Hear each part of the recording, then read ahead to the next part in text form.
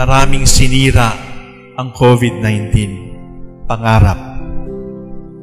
Kasal, na-postpone. Graduation, nakabitin. Mag-a-abroad, stranded. Marami siyang sinira.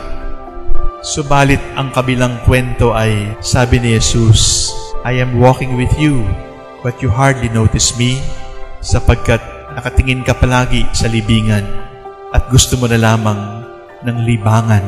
Nung sila ay lungkot na lungkot, gusto na lang nilang magpaspa. Excursion na lang. Palitan natin ng lungkot.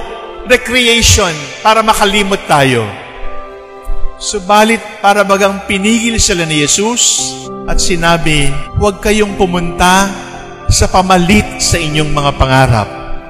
Do not solve your broken dreams by empty recreation. Do not heal your crushed dreams by fleeting pleasures, by a drink, by fun. No.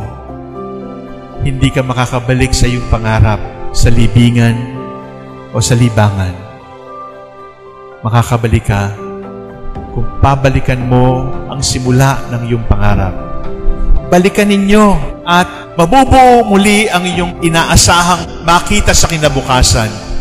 When we return to the cradle of our dreams, the dreams will rise up again, and our eyes will be opened, and we will see Christ again. He told them, you will find me again, and together we will rise up again. We will make your crushed dreams new again.